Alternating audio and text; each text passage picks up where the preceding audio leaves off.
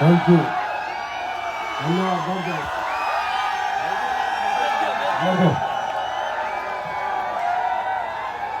Thank you. Bharat Mata की, भारत माता की, भारत माता की। वंदे वंदे वंदे। बहुत बहुत धन्यवाद आपका, thank you so much. Please बैठ जाओ, प्लीज।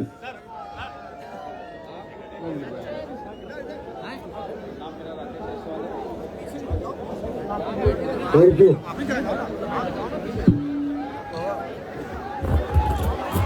आप सबके चरणों में प्रणाम नहीं, दंडवत।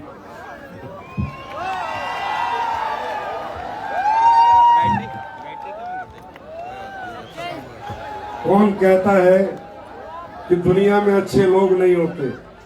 अच्छे लोग कैसे होते हैं, ये डोलपेल के विजय रथ में आके तो देखो। आप लोग कितने कितने अच्छे इंसान हैं, कितने प्यारे हैं, मैं शब्दों में बयान नहीं कर सकता। मैं रियली मैं खुद ही नहीं शब्द हूं। आपका प्यार देख के, आपका ये समर्पण देख के, आपकी ये आत्मीयता देख के, ऐसा मैंने कुछ नहीं दिया भाई आपको, तो इतना प्यार आप करते हो, मैं ये ऋण कैसे चुकाऊंगा मुझे खुद पता नहीं। ऐसा कोई महान काम मैंने नहीं किया, ऐसा कुछ मैंने नहीं किया, लेकिन मैं खुद, थैंक यू, हतप्रभ भी हूं, निशब्द भी हूं, समझ नहीं आता अब आपके लिए क्या करूं। आरबीआई बैंक की चाबी मिल जाए तो ताला खोल के सारा बांट दूं।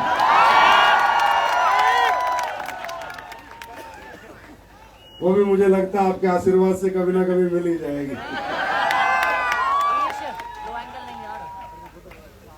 सबसे पहले आप सभी लोगों का विजय रथ के इस 11वें संस्करण में मैं संजीव कुमार हार्दिक स्वागत करता हूं, अभिनंदन करता हूं। Welcome to you all. आप इतनी देर से आए हैं, बैठे, पता नहीं, ऐसा तो नहीं है कि सभी लखनऊ से, मुझे पता है इतनी सारी गाड़ियां खड़ी हैं बाहर, इतनी सारी बसें खड़ी हैं, बहुत बहुत दूर दूर से आप लोग आए हैं। कुछ लोगों को सीट मिली, नहीं मिली, कुछ लोग बैठ के देख रहे हैं, कुछ खड़े होके देख रहे हैं। मैं आपसे क्षमा बिल्कुल नहीं चाहूंगा, और मैं ये भी नहीं कहूंगा कि हमें क्षमा करें, बिल्कुल ना करें। आपकी किस्मत है कि आपको सीट मिली, नहीं मिली, पर मैं एक गारंटी देता हूं, जिस प्लेटफॉर्म पे आप आए हो, ये नीचे बैठे हुए एक दिन तुम मर्जीज में जरूर बैठोगे। तकलीफों से ही जिंदगी की शुरुआत होती है, ऊपर वाला परीक्षाएं लेता है। किसी का संयम टूट गया होगा, किसी का धैर्य टूट गया होगा, कोई हमें गालियां भी दे रहा होगा, कोई डांट भी रहा होगा, कोई ये भी कह रहा होगा बकवास कर रहे हैं, फालतू है, कुछ ना कुछ, क्योंकि ऊपर वाला ये परीक्षा लेता है। दोस्तों, ये कुछ नहीं है, परीक्षा की घड़ियां हैं। मैं हमेशा कहता हूं, जिंदगी में आज के बारे में मत सोचो आज हम पे क्या बीत रही है, कल के बारे में सोचो जो आज बीत रही है। अगर इसी तरह एफर्ट करते रहे, हार्डवर्क करते रहे, तो कल कितना सुहाना होगा, कल का सफर कैसा होगा। आज के बारे में सोचोगे, टूट जाओगे, बिखर जाओगे, क्योंकि आज हमारा अच्छा होता तो हम यहाँ आके बैठे ना होते। अगर आज हमारी जिंदगी में सारी खुशियां होती तो आज हम यहाँ आते ही नहीं। अरे आज अच्छा नहीं है, आज बुरा है, आज अभाव है, आज जिंदगी में कुछ कमियां हैं, आज सपने पूरे नहीं है, तभी तो इस प्रोग्राम में आए हैं, तभी तो इस विजय रथ का हिस्सा बने हैं। और अगर आज अच्छा नहीं है, इसीलिए तो यहाँ पर है, हम आए हैं क्योंकि हमारा आज अच्छा नहीं है, लेकिन यहाँ आ गए तो कल जरूर अच्छा होगा। ये बात मैं इसलिए शुरू कर रहा हूँ कि वाराणसी में भी इसी तरह खचाखच भीड़ थी, 13-14 हजार लोग आ गए थे। आंकड़ा आया था 8,000 का, यहाँ भी आंकड़ा कल आया था 6,000 का, यहाँ 10,000 से ज्यादा लोग आ गए। मुझे नहीं पता आप लोगों को हमने ऐसा क्या दे दिया कि आप आ जाते हो, पर ये कह सकता हूँ, I love you so much. आप बहुत प्यारे हो, इसीलिए आज मैं आपको एक बात बताना चाहूंगा। मैं कंपनी मैनेजिंग डायरेक्टर नहीं हूं, मैं आप सबका बड़ा भाई, छोटा भाई या आप जैसा ही हूं। ये मैं इसलिए बताना चाहता हूँ, कुछ लोगों को ये पता होगा कि संजीव सर कंपनी लेके आए थे, संजीव सर ने कंपनी खोली थी। संजीव सर ने अगर कंपनी खोली होगी तो पक्का पैसे के लिए खोली होगी, और ये कंपनी का खोलने का दिमाग इनका होगा नहीं। दोस्तों, मैं ये सारा सफर करके आया हूँ जो आप करो। यार बाबूजी आप ऊपर बैठो, आप कैसे नीचे बैठे? तुम लोगों को शकल नहीं है क्या? इतने बुजुर्ग आदमी नीचे बैठे, ऊपर बैठो उनको। आप खड़े हो, मेरे सोफे पे बैठो, आप जाओ जाओ, आप मेरे सोफे पे बैठो, मेरे सोफे बैठो और चाय पिलाओ इनको मेरे गर्मा गर्म। मैं इसलिए आपको बताना चाह रहा हूं कि आपको लगता होगा संजीव सर तो एक कंपनी डायरेक्टर है, कंपनी मैनेजिंग डायरेक्टर है। नहीं भाई साहब, मैं 100% नेटवर्कर था, नेटवर्कर हूं और नेटवर्कर ही रहूंगा। मेरा सफर नेटवर्क मार्केटिंग से शुरू हुआ था, डायरेक्ट सेलिंग से शुरू हुआ था। सन 2007 में ऐसा ही फंक्शन में देखने गया था, ऐसे ही फंक्शन का हिस्सा रोटरी क्लब जयपुर में बना था, ऐसा ही फंक्शन मैंने देखा था। मुझे वहां कोई नहीं पूछ रहा था, एक ऐसा लग रहा था जैसे कि मैं सबसे कमजोर और सबसे बेकार और सबसे फेलियर आदमी इतने लोगों के बीच में बैठा हूं। कोई कदर नहीं थी, कोई चाय नहीं, कोई पानी नहीं, कोई बोतल नहीं, कोई जगह नहीं, कोई सीट नहीं, और ऐसे ही मुझे भी नीचे बैठा दिया गया था। उस दिन नीचे बैठ के कसम खाई थी, साला एक दिन अगले सोफे हमारे होंगे। तो इसलिए मुझे आप पे तरस नहीं आता, क्योंकि मैं नेटवर्कर हूं।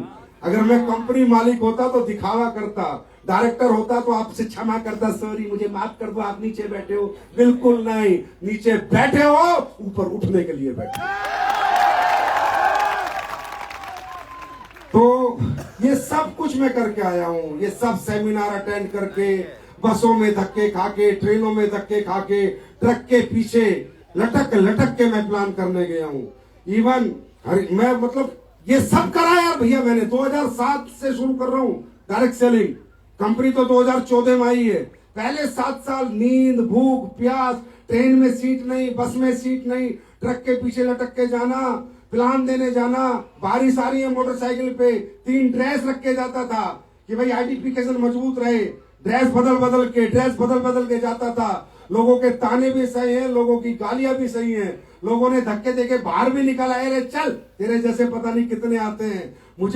मैं शुरू की बात बता रहा हूँ, 2 महीने हुए मुझे कुछ फौजियों को प्लान देने गया, वो भी शाम के टाइम। और शाम के टाइम फौजियों को प्लान देना, अपनी मौत को बुलावा देना, पैक पी लेते हैं, समझे। फौजियों ने पैक भी रख के मैं प्लान देने लगा, मुझे बाहर, अरे चल तेरे जैसे पता नहीं कितने आए। तो जो मेरे साथ था वो बतलू में क्या बोला, यार तुझे शर्म नहीं आती? कितनी बेकदरी तेरी करती, कैसी बेइज्जती तेरी करी। तू इन्हें प्लान देने के लिए आया था और ये तुझे धक्का देके बाहर कर रहे हैं। मैंने कहा इस दुनिया में जो गिरा है वही उठा है। एक दिन ऐसा आएगा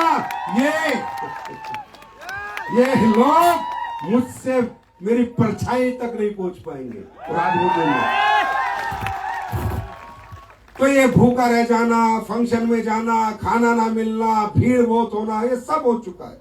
ये सब करके ही हम लोग यहाँ पर आए हैं। और ये जो आगे वाली लाइन, ये जो डायमंड बने, ब्लू डायमंड बने, ब्लैक डायमंड बने, रॉयल डायमंड बने, ये सब करके आए हैं। ये कोई नयापन नहीं है, कुछ नया नहीं हो रहा है मेरे भाई। ऊपर वाला परीक्षा लेता है। मैं हमेशा कहता था, जब लोग थक जाते थे, हार जाते थे, तो मैं उनसे हमेशा कहता था कि भाइयों हारो मत, थको मत। ये आज को ध्यान में रख के काम करोगे तो थकावट आएगी, कल को ध्यान में रख के काम करोगे थकावट नहीं आएगी। इसे कहते हैं फ्यूचर इमेजेस। आने वाले भविष्य के लिए हम काम कर रहे हैं। आने वाला भविष्य कैसा होगा उसके लिए हम काम कर रहे हैं। इसलिए ना मैं बाइक पे थकता था, ना मैं ट्रेन में थकता था। कोई मुझसे बोलता था, यार तेरी जिंदगी नरक हो चुकी है, तू ठीक से खाता नहीं है, ठीक से सोता नहीं है, तू अपने परिवार वालों को टाइम नहीं देता, तू रात भर जागता है, तू यहाँ से वहां ट्रेन में धक्के खाता है, सीट नहीं मिलती तो भी, तू बाइक पे घूमता है, तू साइकिल पे घूमता है।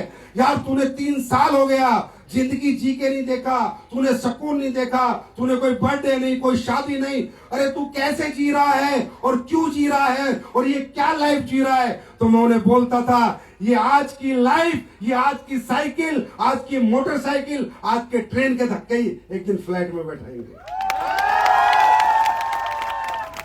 यह आज की बाइक चलाने का दर्द, पूरे दिन भागने और दौड़ने का दर्द, एक दिन बड़ी बड़ी गाड़ियों में बैठाएगा और दोस्तों मात्र 3 साल बाद में बैठ गया था। ये बात मैंने इसलिए आपको बताई कि आपको जानना जरूरी है कि ये सबके साथ हुआ है। सबकी घर घर की कहानी, हर कामयाब आदमी की कहानी ये है कि पहले उसने दर्द को झेला है, पहले वो तपा है, फिर वो निखरा है। चाहे आप दुनिया में किसी भी कामयाब आदमी की बात कर लें, मैं आपसे पूछना चाहता हूं, आप कामयाब होना चाहते हैं? रियली में होना चाहते हैं? रियली में होना चाहते हैं? और ये आप चाहते हो और नहीं चाहते, लेकिन ये आपकी मजबूरी है, चाहना पड़ेगा।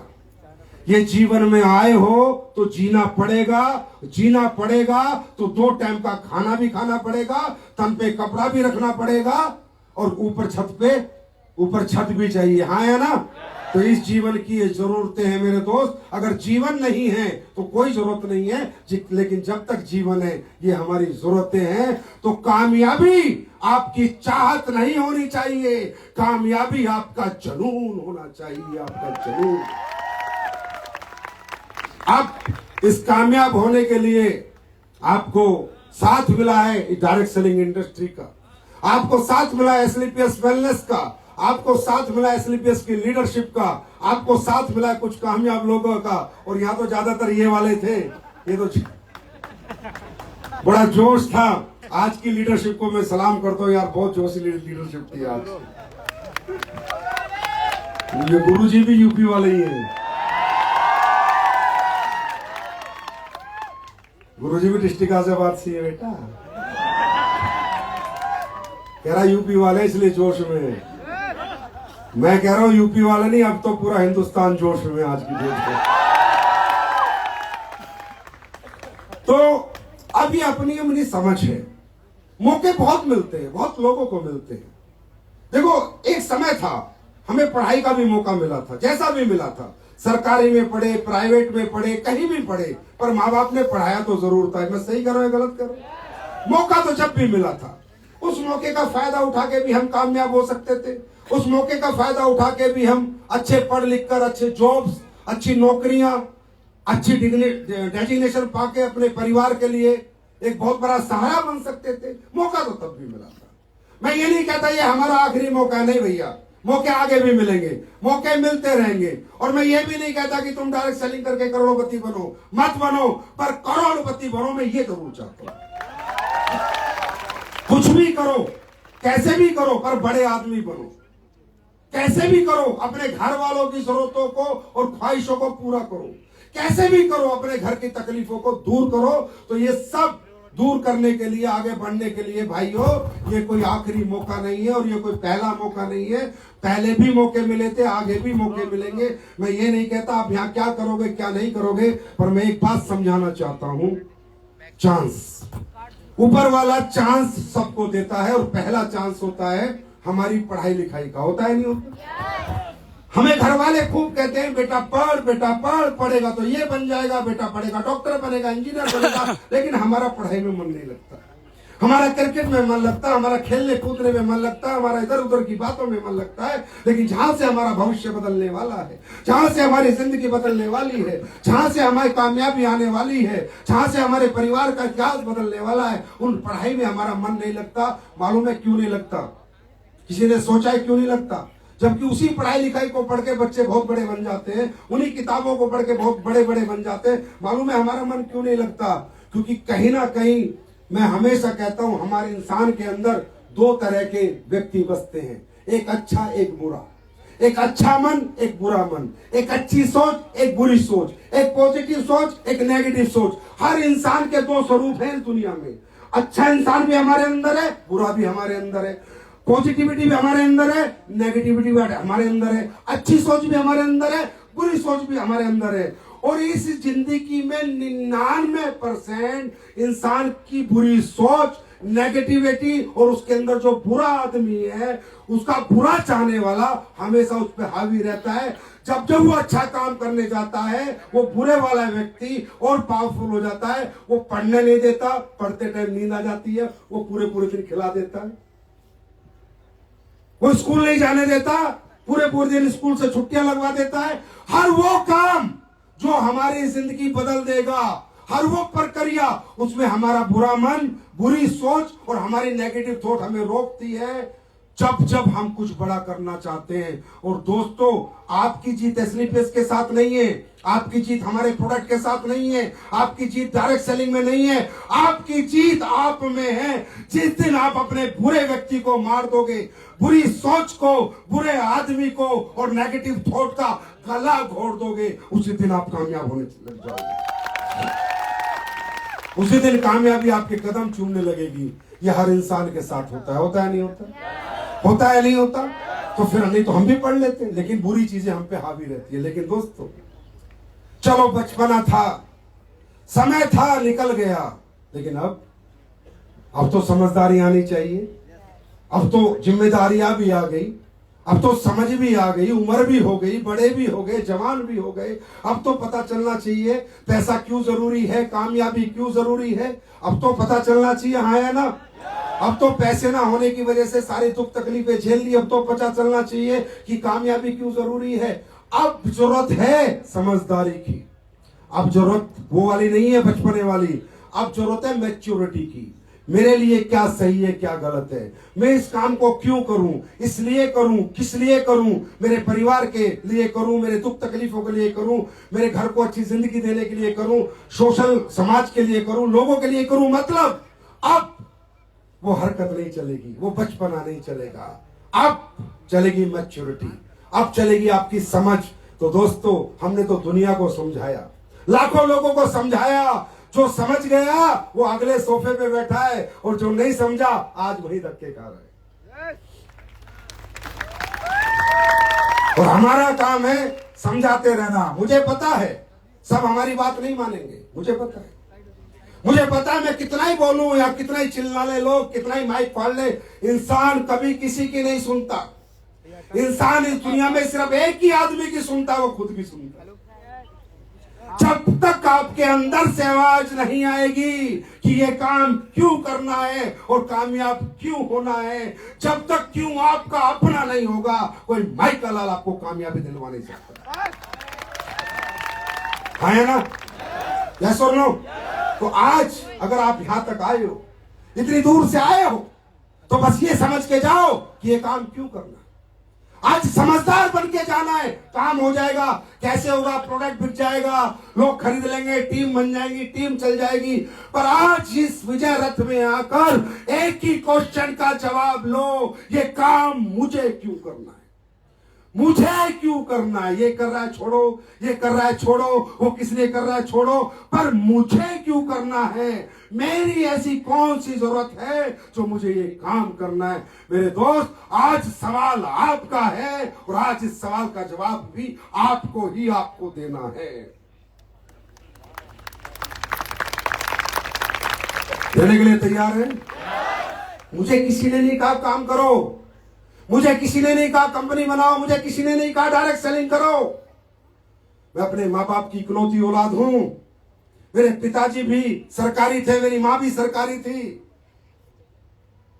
कोई किसी को नहीं समझा सकता आपका। मैं मजे ले रहा था जिंदगी के, लेकिन अचानक कुछ प्रक्रिया, ऐसी घटनाएं घटी, कुछ ऐसा समय आया, ऐसा माहौल बना, ऐसा वातावरण बना कि मुझे लगने लगा जिंदगी में कुछ तो बड़ा करना है, जिंदगी में कुछ तो करना है। और वो मेरा क्यों था, वो मेरा क्यों था, इतनी बड़ी स्टोरी मैं आपके साथ आज शेयर नहीं कर सकता, पर वो मेरी अपनी तकलीफ थी, वो मेरे अपने दुख थे। वो तकलीफ और दुख करने के लिए मैंने एक काम किया था। ना जनता के लिए किया था, ना किसी कंपनी के लिए किया था, ना किसी प्रोडक्ट के लिए किया था, सिर्फ किया था अपने लिए किया था, अपने परिवार के लिए किया।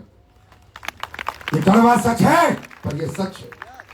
ये बनावटी और दिखावटी बातें नहीं है, ये सच्चाई है। आप काम क्यों करो, ये अपने आप से पूछो। क्या आपका कोई क्यों नहीं है?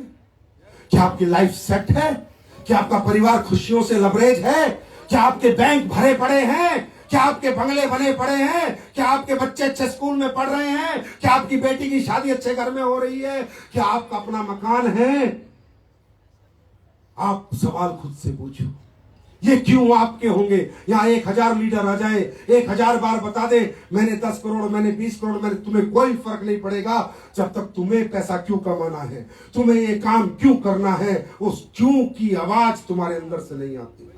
और हर आदमी का अपना अपना क्यों है, हर आदमी की अपनी अपनी जरूरत है। किसी की बहन की शादी आ रखी होगी, किसी पे कर्जा होगा, किसी के गरीबी होगी, कोई किराए पे रहता होगा, किसी के बच्चों बच्चे स्कूल में नहीं पढ़ रहे होंगे। अरे कोई ना कोई दर्द आपको है, आप बताते नहीं हो, हंसते रहते हो, ताली बजाते रहते हो, पर कोई दर्द तो है। उस दर्द को पूरे दो तो सही, अपने आप एक पागल पर निकल के आएगा, अपने आप काम करने का मजा आएगा। और ये सवाल का जवाब मिलेगा कि ये काम मुझे अपने लिए करना है, ये काम मुझे अपने परिवार के लिए करना है, ये काम मुझे अपनी जिंदगी के लिए करना है। और मैं बस इतना बताना चाहूंगा, ये काम अच्छा है या बुरा? जोर से बोलो, अच्छा है या बुरा? अच्छा है या बुरा? मैं सिर्फ डायरेक्ट सेलिंग पे बात करूंगा 2 मिनट। डायरेक्ट सेलिंग इंडस्ट्री उन लोगों के लिए बनी जो लोग जिंदगी में सारे चांस मिस कर जाते हैं, जो लोग जिंदगी में पढ़ नहीं पाए, लिख नहीं पाए, कुछ कर नहीं पाए, कोई डिग्री नहीं ले पाए, कोई टैलेंट नहीं है, जिनके पास पैसा नहीं है, जिनके पास सिर्फ एक आस है, सिर्फ एक आस है कि भगवान मुझे कभी मौका मिलेगा। सिर्फ एक आस जिसके अंदर होती है, उस आस को विश्वास में इंडस्ट्री तब्दील करती है। मेरे भाई, इस काम को अरबपति, खरबपति, करोड़ोंपति लोग नहीं करते, ये मैं खुद मना कर रहा हूं, नहीं करते। जो लोग जिंदगी में ऑलरेडी कामयाब हैं, जो बड़े शोरूम के मालिक है, बड़े हॉस्पिटल के मालिक है, बड़ी बड़ी नौकरियां कर रहे हैं, बड़े बड़े पैसे कमा रहे हैं, भाई साहब, वो हमारा काम नहीं करते। हाँ, प्रोडक्ट हमारे ही खाते हैं और खाने भी पड़ेंगे, लेकिन ये काम कौन करता है? ये काम करता है लोअर मिडिल क्लास, ये काम करता है मिडिल क्लास, ये काम करता है अपर मिडिल क्लास, जिसके पास आज करने के लिए कोई अपॉर्चुनिटी नहीं है, जिसके पास करने के लिए कोई प्लेटफॉर्म नहीं है, जो अगर कोई काम करना चाहते हो तो इतना पैसा लगाना पड़ेगा, पैसा नहीं है, जिसके पास पढ़ाई नहीं है, टैलेंट नहीं है, उन लोगों के लिए इंडस्ट्री बनी। और ये इंडस्ट्री बनी, दूसरा, पहला इस इंडस्ट्री के बनने का कारण था जो लोग हिम्मती हैं, मेहनती हैं, कर्मठी हैं, कुछ करना चाहते हैं और उनके लिए कोई काम नहीं है, उनके लिए काम आया था डायरेक्ट सेलिंग के रूप में, राइट। दूसरा, ये इंडस्ट्री बनी थी अच्छे प्रोडक्ट बनाने के लिए और बेचने के लिए। ये इंडस्ट्री किसी को लूटने के लिए नहीं बनी, ये इंडस्ट्री सिर्फ सपने बेचने के लिए नहीं बनी, ये इंडस्ट्री बड़ी लोगों को मूर्ख बनाने के लिए नहीं बनी थी। ये इंडस्ट्री बड़ी इथिकल इंडस्ट्री है, बड़ी ऑथेंटिक इंडस्ट्री है। अगर ये जानना चाहते हो तो मैं इसका साइज बताता हूं। पूरे वर्ल्ड में इस इंडस्ट्री का साइज आज 16 लाख करोड़ है।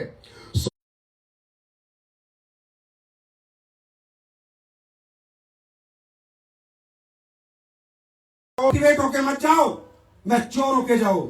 16 लाख करोड़ की इंडस्ट्री है, जिसमें 2.5 लाख करोड़ का टर्नओवर अमेरिका का अकेले का है, 3 लाख करोड़ का टर्नओवर चाइना का है, और बाकी 12 लाख, कितने हो गए 16 लाख में? 3 और 2.5, 5.5, 12.5 लाख करोड़ का इधर उधर का है। तुम्हारा भारत देश जो 150 करोड़ की आबादी में आज की डेट में मात्र 25,000 करोड़ का टर्नओवर है, मात्र 25,000 करोड़ का। सोचो, अगर ये इंडस्ट्री पावरफुल नहीं होती, ताकतवर नहीं होती, इसमें भविष्य नहीं मिलते, तो अमेरिका जैसी महाशक्ति, अमेरिका जैसा देश, जहां तुम्हारे रुपए की कीमत 85 रुपए, $1 की कीमत 85 रुपए है, वो अमेरिका भी आज डायरेक्ट सेलिंग इंडस्ट्री में 3 लाख करोड़ का कंट्रीब्यूशन कर रहा है। तो उस अमेरिका में जानवर काम नहीं करते होंगे, वहां के लोग ही काम करते होंगे। इसका मतलब ये इंडस्ट्री पावरफुल थी, पावरफुल है और पावरफुल रहेगी। लेकिन वो कौन सी कंपनियां अमेरिका में? वो कंपनियां हैं ऑथेंटिक प्रोडक्ट बनाने वाली, रियल प्रोडक्ट बनाने वाली, इथिकल प्रोडक्ट बनाने वाली, क्वालिटी प्रोडक्ट बनाने वाली। और उन कंपनियों के विश्वव्यापी टर्नओवर है 60,000 करोड़, 70,000 करोड़, 80,000 करोड़। एक एक कंपनी के टर्नओवर है मेरे भाई, क्योंकि वो लोग जरूरत का प्रोडक्ट बनाते हैं, काम का प्रोडक्ट बनाते हैं, क्वालिटी का प्रोडक्ट बनाते हैं, वो अच्छा प्रोडक्ट बनाते हैं, महंगा बेचते हैं, लेकिन सामने वाले को सेटिस्फाइड करते हैं। मेरी बात समझ में आई? अब सोचो, हिंदुस्तान में तो ये इंडस्ट्री अभी शुरू हुई है और आप लोग आ चुके हो। जब इसका टर्नओवर लाखों करोड़ का होगा तो तुम्हारे घरों में कितना पैसा आ चुका होगा, सोच के देखो। बात समझ में आई? क्या किस लिए बनी इंडस्ट्री? अच्छे प्रोडक्ट, कस्टमर को लूटना नहीं है, अच्छा प्रोडक्ट देना है, सेटिस्फाइड करना है। बेचारे का बड़ा मेहनत का पैसा है, कीमत जितनी मर्जी लो, पर जो बोलो वो प्रोडक्ट में होना चाहिए। ये किसी ने किया या नहीं किया, पर सन 2014 से एसलीपीएस लगातार करती आ रही है। ये उन प्रोडक्टों का रिजल्ट है, उन प्रोडक्टों के प्रति प्यार है, उन प्रोडक्टों के प्रति समर्पण है कि बड़े से बड़े ऑडिटोरियम छोटे पड़ गए, अरे मैरिज हॉल